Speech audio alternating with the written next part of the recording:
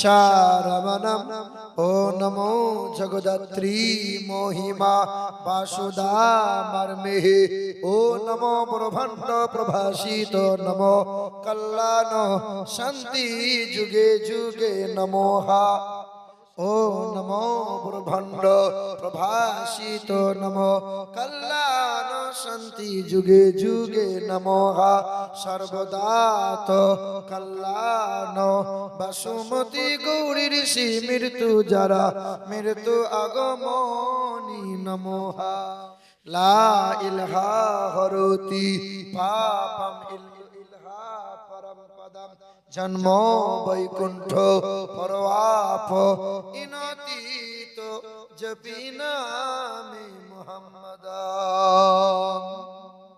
সকলে বলি সাল্লাল্লাহু সাল্লাল্লাহু। না মনে মনে ভাবিয়ান না যে বামুন ভাড়া করে নিয়ে এসেছি।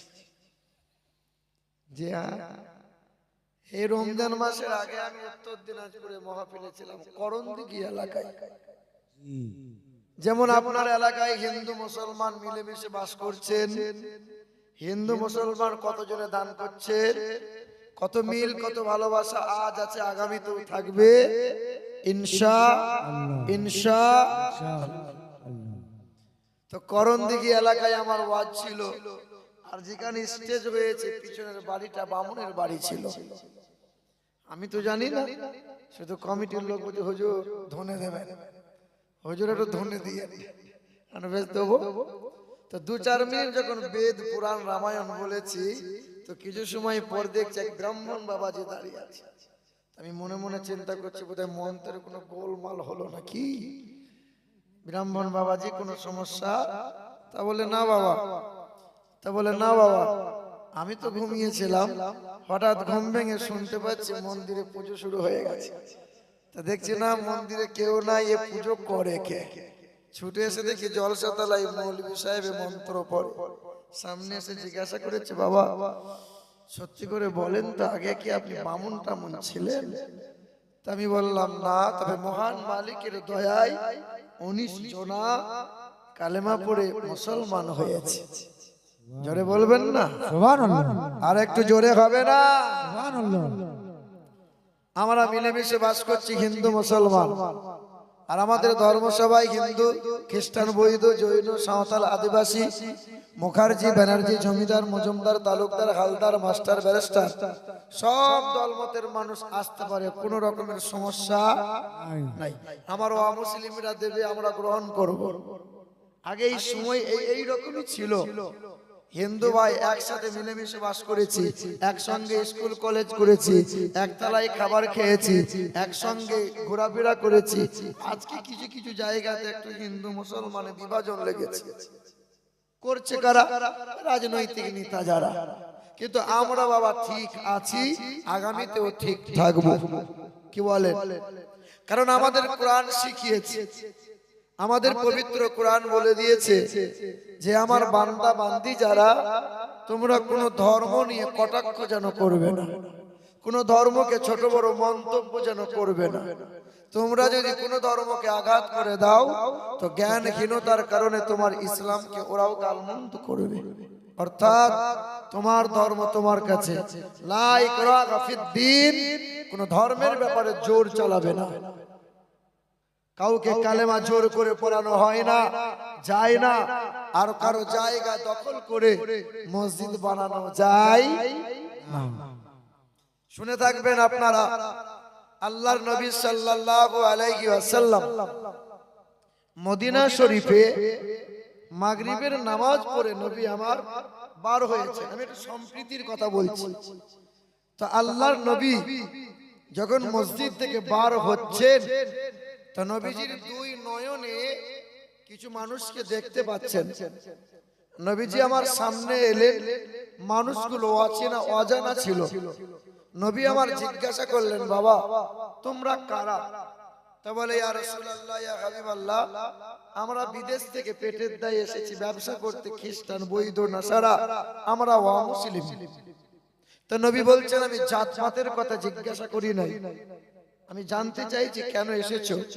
বলে আমরা ব্যবসা করতে এসেছি। আল্লাহর নবী সাল্লাল্লাহু তাআলা আলাইহি ওয়াসাল্লাম নবীজি বললেন, হিন্দু হও, খ্রিস্টান হও, নাসারা হও, তোমরা মদিনায় এসেছো বাবা, এই সময় যেন বাড়ি যেও না। পথের মাঝে গভীর রাত হয়ে যাবে, ডাকাতের আক্রমণ হতে পারে। নবীজি আমার বললেন, সাহাবায়ে কেরামগণ, এক একজনকে দায়িত্ব করে বাড়ি নিয়ে যাও, পেট ভরে খাবার খাওয়াও, আরামের জায়গা করে দাও। সাহাবারা করলেন, এক একজনকে দায়িত্ব করে নিলেন। কিন্তু একজন মোটা মানুষ, তাকে কেউ নেয় না। তো নবী জিজ্ঞাসা করছেন, একে নাও না কেন? তো বলে, ইয়া রাসূলুল্লাহ, এই মানুষটা পরের পেলে এত খায় যে হাঁড়ি খালি করে দেয়, একাই 5 জনের খাবার খায়। দেখবেন সমাজে কিছু মানুষ আছে, 4টে রসগোল্লা জীবনে কিনে খায় না, কিন্তু ওর বরযাত্রী গেলে পরে 50-60টা রসগোল্লা মেরে আসে। আবার চায়ের দোকানে পায়ের উপরে পা তুলে বিড়িতে টান মারে আর বলে, 50টা মেরে এলাম, আর 20টা নিতাম, কিন্তু দয়া করে নিলাম না। আছে না? আপনাদের এলাকায় এরকম লোক নাই? হ্যাঁ, পরের পেলে খুব চালাক। তা আল্লাহর নবী সাল্লাল্লাহু তাআলা আলাইহি ওয়াসাল্লাম, দোজাহানের বাদশা নবীজি আমার বললেন যে এই মানুষটাকে আমি নেব।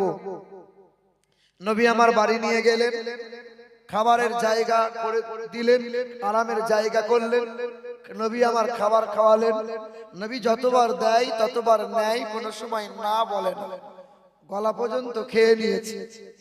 আল্লাহর নবী সাল্লাল্লাহু আলাইহি ওয়াসাল্লাম তখন ওই মানুষটাকে বিছানায় আরাম করতে দিয়ে নবী চলে গেলেন। তাহাজ্জুদের নামাজ পড়লেন, ফজর হলো, ইশরাক পড়লেন। একেবারে সকালবেলা ইশরাকের নামাজ পড়ে মেহমানে খোঁজ নেওয়ার জন্য দরজায় আওয়াজ দিলেন। টুক করে দরজাটা খুলে গেল, ভিতর থেকে দুর্গন্ধ নবীজির নাকে এলো।